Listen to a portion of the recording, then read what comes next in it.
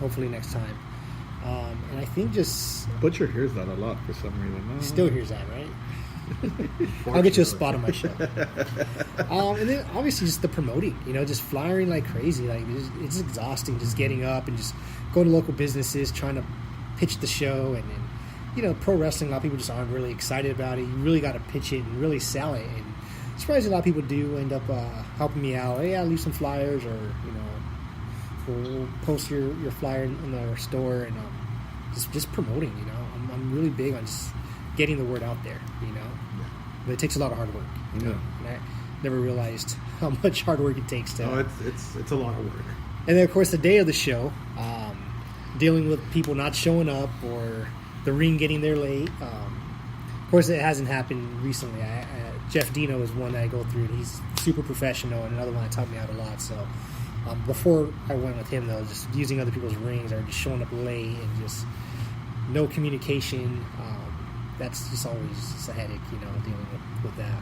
You could always have a PWG moment where the ring breaks. Oh. I don't know how that happened, but it broke. And twice I lost the venue. I had booked an indoor venue, and the week of the show lost the venue. Wow. The week of. You must have been shitting bricks. I was. And I think last year in June I lost it, and it was right after that Brave show got canceled. And, and what's his name? Capcom's show got canceled. So I'm like, where is Capcom anyway? No one's heard from him since. Is he hiding 2 somewhere? years ago? I ain't afraid to say it. Yeah. You know what? This is my why shoot. Why are you thinking we're the bass? Yeah, right? This is my shoot of the podcast.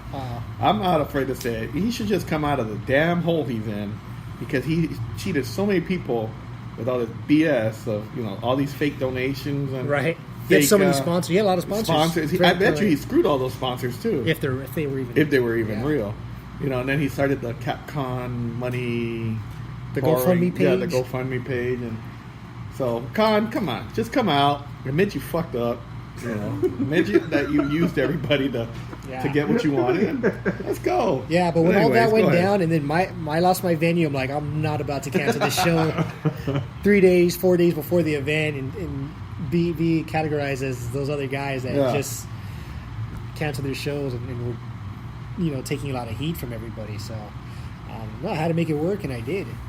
Same thing happened again. My last show, I had to make it work last week. I'm like, that's why I stopped booking at other venues. I'm doing it at the church, House of Grace Church. It's an outdoor event.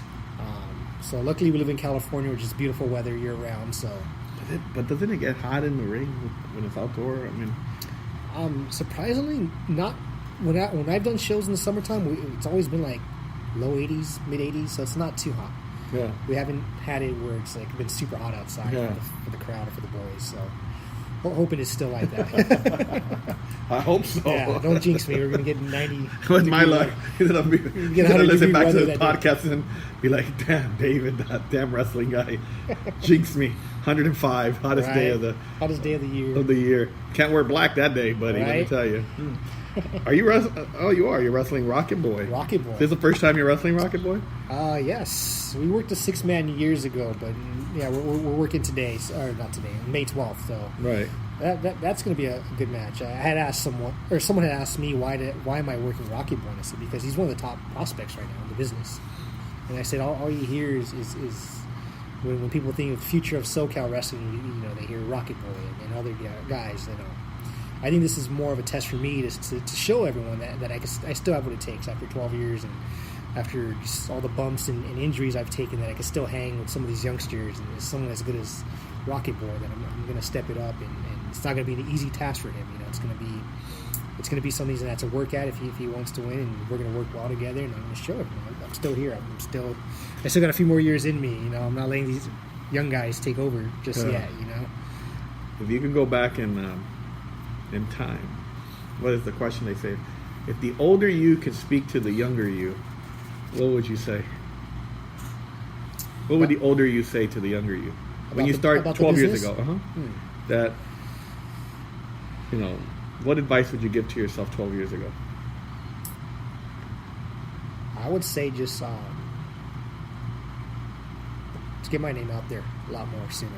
I felt like I waited way too long to finally get my name out there, to start showing up at shows and helping out the ring, and start you know, talking to the boys, talking to the promoters. You know, I think I waited like a good 5 years before I really started networking and trying to get my name out there. You know, I think if I would have did that as soon as I got in the business, you know, I think I would have had more opportunities somewhere else. You know, and who knows where my career would have ended up now, but you know, things happen for a reason. Maybe it just wasn't meant for me at the time. But yeah, I wish I was like, you know, be more of a hustler. Right. Get your name out there. Show up to a show whenever you can, and then help out. Introduce yourself to everyone, and really just try to show face. You know, let people know who you are. Networking. But then again, back then there wasn't that many shows. Yeah. It blew up lately. Yeah, past especially 3 or 4 years. It's like every corner now. There's like 3 or 4 shows every Saturday. Well, it's funny. It seemed like 2 years ago there wasn't any. When we started this podcast, maybe a year or 2 years ago, there wasn't as many shows because it kind of died. AWS kind of took a break, and MPW was gone. Yeah, it was just mostly EWF. Yeah, excuse me. It was UIPW and Santino's were doing shows too, and I think Santino's had even taken a little break from the shows at that time. I think they did. Yeah, I think during that same time with AWS, they kind of took a break. They ran the AWS building for one show, and then I think they were doing their Thursday shows at the school, and then that stopped. And that kind of stopped for a little while, but now it seems like I think it's just booming. Yeah, now especially with you got New Japan coming over. Now you got Lucha Vavoom was like off and on. PWG's moving closer now to LA, and I mean Resita's a long drive, but now they have this new venue, and then you know Santino's is running shows, and it looks like they're doing pretty good once a month. I think. Yeah, you got Sean Black starting his shows. Sean Black in Inglewood, and then you're doing your show, and then Mark's still doing his thing, AWS, and I mean, who else? EWF runs once a month, and UEW still. Mavericks blowing up right now too. Yeah, they're doing like 3 shows in the next 6 weeks, 7 weeks. Mavericks doing good, and I mean, it's good when you see the business doing. And then you got, of course, PCW. Yeah. So, I mean, it's pretty damn good. Butcher, how have you not been booked? I don't. You charge too much, don't you? Exactly. I charge too much. Yeah. Yeah. Now there's no excuse to network and show up to a show and try to get your name out there and get on. You know, there's so many opportunities right now. Yeah. So we're gonna, before we wrap up, we're gonna play a little game. It's Butcher against you. We're gonna see. And then since you're a big Bret Hart fan, let's see if I even know my Bret Hart stuff. All right. So I'm gonna ask you a question. You go first. I'll give you 5 seconds. She will count down to 5 seconds with her fingers. She'll go 5, 4, 3, 2, 1. And if you don't answer, then Butcher will get it. We'll see who gets 3 points first. Okay. Like Family Feud. All right. Bam. WrestleMania, there was a Battle Royal. Bret Hart and one more person was in the Battle Royal. Right? They won. That other person won the Battle Royal because Bret Hart trusted this person. I already know the answer to this. He broke the trophy. Bret Hart broke the trophy. Who was that other person? Bad News Brown. Bad News Brown. Did you know that one, Butcher? Yes. Okay. You got it right?